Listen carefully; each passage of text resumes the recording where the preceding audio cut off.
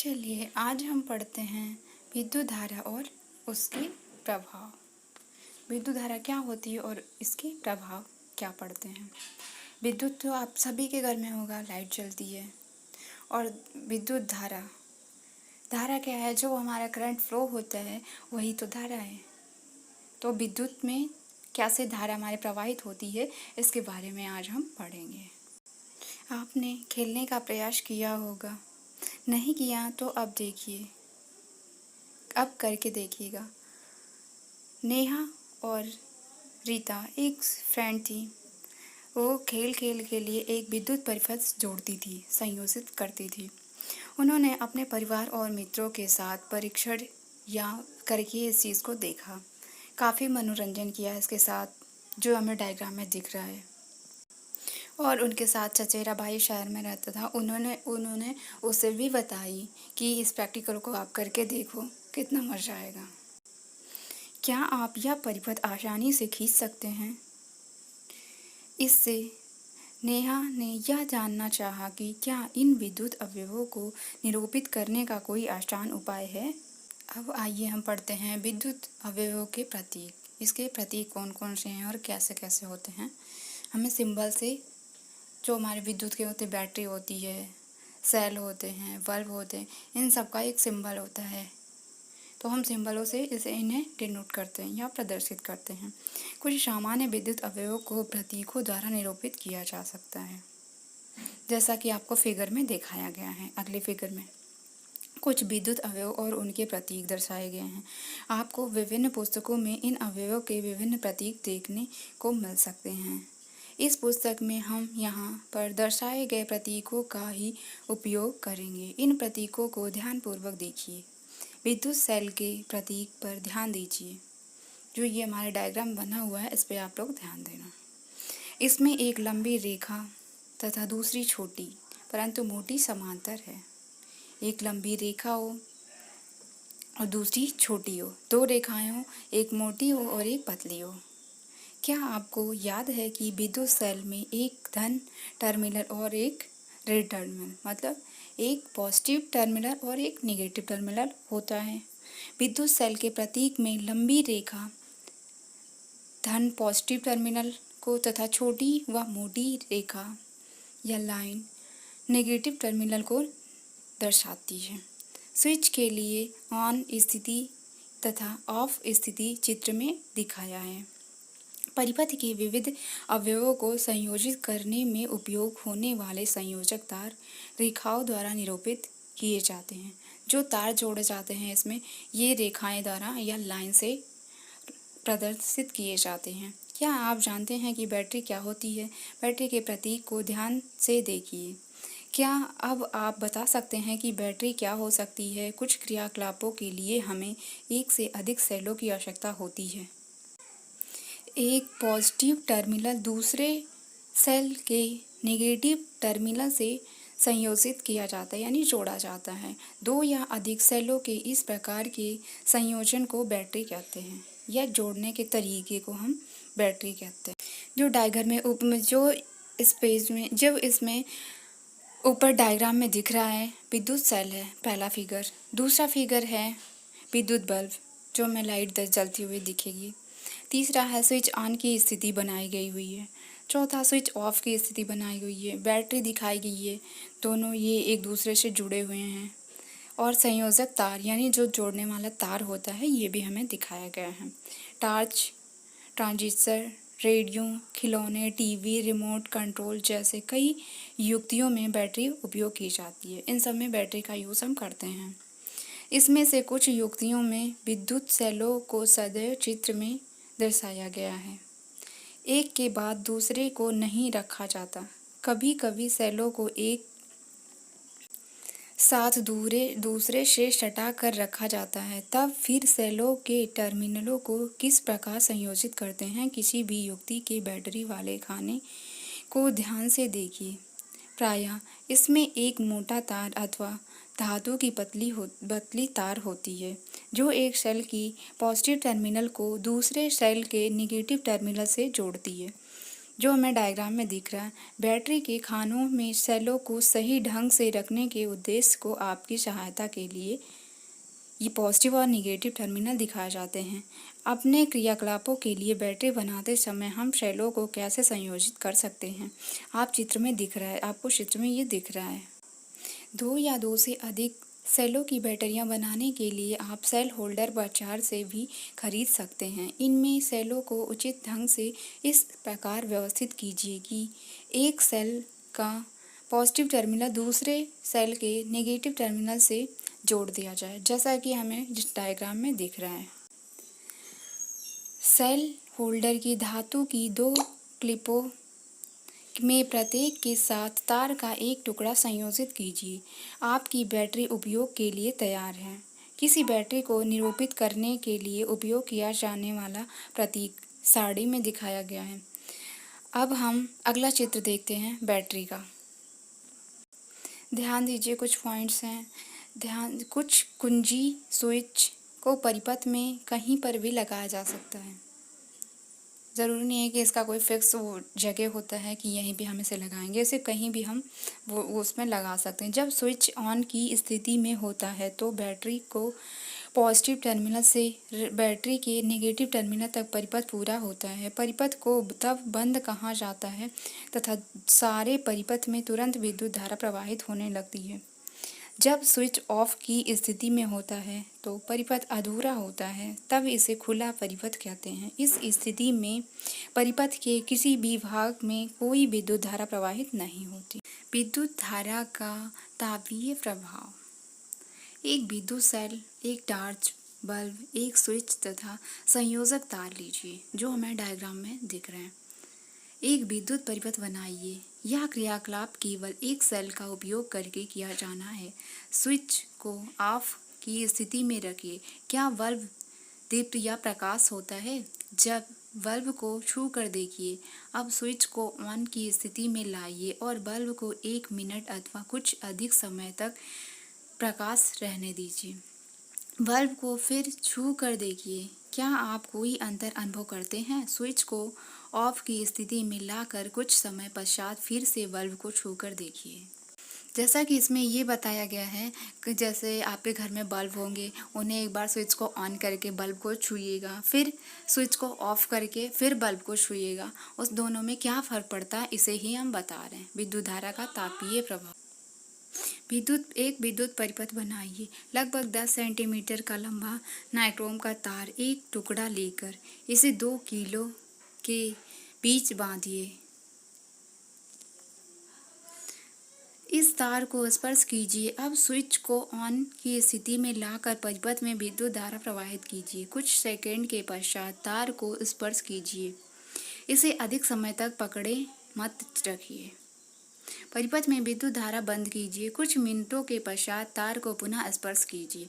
जब किसी तार से कोई विद्युत धारा प्रवाहित होती है तो वह तप्त या प्रकाश हो जाता है, इसे गर्म हो जाता है। इसे विद्युत धारा का तापीय प्रभाव कहते हैं।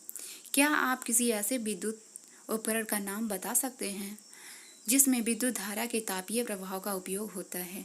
ऐसे उपकरणों की एक सूची बनाइए और अपने कॉपी में लिखिएगा। आपने कमरे को गर्म करने अथवा खाना पकाने में उपयोग होने वाले विद्युत ताप देखे और उन्हें लिखें। आपने यह ध्यान दिया होगा कि जब इन उपकरणों को विद्युत मेंस से संयोजित या जोड़ने के स्विच को ऑन की स्थिति में किसी तार में उत्पन्न ऊष्मा का परिमाण उस तार के पदार्थ, लंबाई तथा मोटाई पर निर्भर करता है। अतः विभिन्न आवश्यकताओं के लिए विभिन्न पदार्थों तथा विभिन्न लंबाई और मोटाई के तार उपयोग किए जाते हैं। विद्युत परिपथ को जोड़ने में प्रयोग होने वाले तार सामान्यतः गर्म नहीं होते। इसके विपरीत कुछ विद्युत उपकरणों के एलिमेंट इतने अधिक गर्म हो जाते हैं कि आसानी से दिखाई देते हैं। विद्युत बल्ब तंतु इसे उच्च ताप तक गर्म हो जाते हैं कि जो बल्ब होता है, बल्ब का एलिमेंट का जो होता है फिलामेंट का तंतु, वो बहुत ही गर्म हो जाता है। प्रकाश देते देते। यदि किसी तार से बड़े परिमाण की विद्युत धारा प्रवाहित होती है तो तार इतना अधिक तप्त हो सकता है कि वह पिघलकर टूट जाएगा, परंतु यह संभव नहीं है कि कोई तार पिघलकर टूट जाए। आइए इसका हम परीक्षण करते हैं या प्रैक्टिकल करते हैं। जिस विद्युत परिपथ का उपयोग हमने क्रियाकलाप में किया था उसे फिर बनाइए, परंतु इस बार सेल के स्थान पर 4 सेलों की बैटरी का उपयोग कीजिए। साथ ही नाइक्रोम तार के स्थान पर स्टील का तार बांधिए। यदि कमरे में बल्ब, पंखा चल रहा हो तो उसका स्विच ऑफ कर दीजिए। कुछ समय के लिए परिपथ से विद्युत धारा प्रवाहित करिए। स्टील तार अथवा लड़ी के ध्यान से परीक्षण कीजिए। नोट कीजिए क्या होता है। इस स्टील के तार का यह लड़ी पिघलकर टूटती है। विद्युत बल्बों का उपयोग प्रकाश के लिए किया जाता है, परंतु बल्ब ऊष्मा भी देते हैं। ये हमारे कमरे को गर्म कर देते हैं, हमें ऊष्मा भी देने लगते हैं, जो वांछनीय नहीं है। इससे विद्युत की क्षति होती है। इस स्थिति को मतलब विद्युत की हानि होती है। ऐसे में विद्युत बल्बों के स्थान पर हमें CFL का यूज़ करना चाहिए। विद्युत उपकरणों में उपयोग होने वाले फ्यूज। कुछ विशेष पदार्थों के बने तारों से जब अधिक विद्युत धारा प्रवाहित होती है तब वे शीघ्र ही पिघल कर टूट जाते हैं। ये तांबे के बनते हैं, एल्युमिनियम के बनते हैं। आपने अपने घरों में फ्यूज देखा होगा। वो जब ज़्यादा हिट हो जाते हैं तो अपने आप ही वो फ्यूज हो जाते हैं। कुछ विशेष पदार्थों के बने तारों जब अधिक विद्युत धारा प्रवाहित होती है तब वे शीघ्र ही पिघल कर टूट जाते हैं। इन तारों का उपयोग विद्युत फ्यूज बनाने में किया जाता है। तांबा, एल्युमिनियम सभी भवनों में प्रत्येक विद्युत परिपथ में फ्यूज लगाए जाते हैं। प्रत्येक विद्युत परिपथ में से प्रवाहित की जा सकने वाली विद्युत धारा की कोई अधिकतम सीमा होती है जिससे उसमें से सुरक्षा पूर्वक प्रवाहित किया जा सकता है।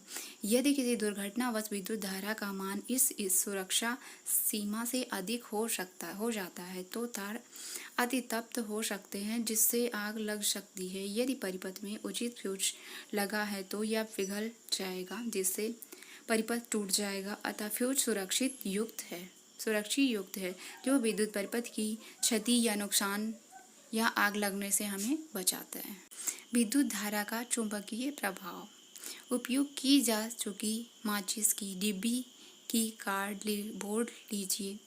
इसके चारों ओर विद्युत तार के कुछ फेरे लटकिए। ट्रे के भीतर एक छोटी चुंबकीय सुई रखिए। अब इस तार से स्वतंत्र सिरों के चित्र के अनुसार दर्शाए गए स्विच से होते हुए विद्युत सेलों से संयोजित करिए। जिस दिशा की ओर चुंबकीय सुई संकेत करती है उसे नोट कीजिए। चुंबकीय सुई के निकट एक क्षण चुंबक लाइए। देखिए क्या होता है। अब चुंबक को हटाकर चुंबकीय सुई को ध्यान से देखते हुए स्विच को ऑन की स्थिति पर लाइए। आप क्या देखते हैं? क्या चुंबकीय सुई विक्षेपित होती है? स्विच को आपस में ऑफ की स्थिति पर ले जाइए। क्या चुंबकीय सुई वापस अपनी प्रारंभिक स्थिति पर आती है? इस प्रक्रिया को कई बार दोहराइए। यह प्रयोग क्या संकेत देता है? हम जानते हैं कि चुंबकीय सुई एक लघु चुंबक होती है जो उत्तर दक्षिण दिशा की ओर संकेत करती है। जब हम कोई चुंबक इसके निकट लाते हैं तो सुई विक्षेपित मतलब वो अपना स्थान बदलती है, आगे पीछे हो जाती है। हमने यह भी देखा कि जब चुंबकीय सुई के निकट रखे तार में विद्युत धारा प्रवाहित होती है तब भी सुई विक्षेपित होती है। क्या आप इन दोनों परीक्षणों में कोई संबंध स्थापित कर सकते हैं? क्या किसी तार में विद्युत धारा प्रवाहित करने पर वह तार चुंबकीय की भांति व्यवहार करता है? इसी प्रकार के परीक्षण ने हैंस क्रिश्चियन नामक वैज्ञानिक को भी आश्चर्यचकित किया। वे ऐसे पहले व्यक्ति थे जिन्होंने यह देखा कि जब किसी तार को विद्युत धारा प्रवाहित तो उसके पास रखी चुंबकीय सुई में विक्षेप होती है। अतः जब किसी तार से विद्युत धारा प्रवाहित होती है तो वह चुंबक की भांति व्यवहार करता है। विद्युत धारा का चुंबकीय प्रभाव कहते हैं। वास्तव में विद्युत धारा का उपयोग चुंबक चुंबकों के निर्माण में किया जाता है। क्या आपको आश्चर्यजनक नहीं लगता? आइए विद्युत चुंबक जानते हैं।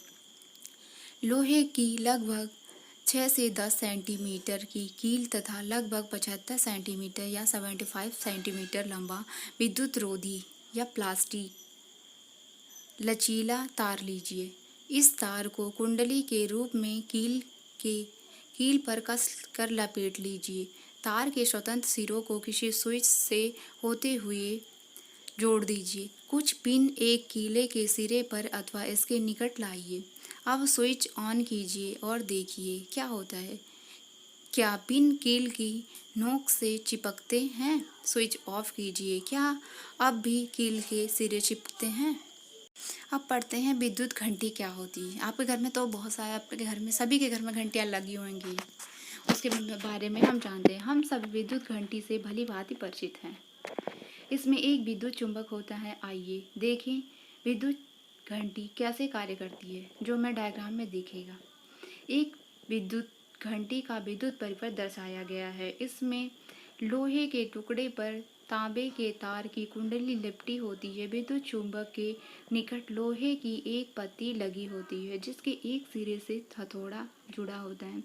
लोहे की पत्ती के समीप एक संपर्क पेंच होता है। जब लोहे की पत्ती इस पेंच के संपर्क में आती है तो विद्युत परिपथ पूरा हो जाता है तथा कुंडली से विद्युत धारा प्रवाहित होती है, जिससे विद्युत चुंबक बन जाती है। तब यह लोहे की पत्ती अपनी ओर खींचता है तो यह परिपथ को कोई भी तोड़ देता है। इससे कुंडली से विद्युत धारा का प्रवाह समाप्त हो जाता है। क्या कुंडली अब भी विद्युत चुंबक बनी रहती है? नहीं, अब कुंडली विद्युत चुंबक नहीं होती। यह लोहे की पत्ती को भी अपनी ओर नहीं खींचती है। लोहे की पत्ती अपनी मूल स्थिति से आकर पुनः संपर्क पेंच से स्पर्श करती है। इससे परिपथ फिर से पूरा हो जाता है। कुंडली से पुनः विद्युत धारा प्रवाहित होती है तथा हथौड़ा पुनः घंटी से टक्कर मारता है। यह प्रक्रिया अति शीघ्रता से दोहराई जाती है। हर बार परिपथ पूरा होने पर हथौड़ा घंटी से टकराता है और इस प्रकार विद्युत घंटी बजती रहती है। हमने इस चैप्टर में क्या सीखा है, इसको जानते हैं। विद्युत एलिमेंट्स को उनके प्रतीकों या सिंबल द्वारा निरूपित या प्रदर्शित करना सुविधाजनक होता है। इसका उपयोग करके किसी विद्युत परिपथ को परिपथ आरेख द्वारा निरूपित किया जा सकता है।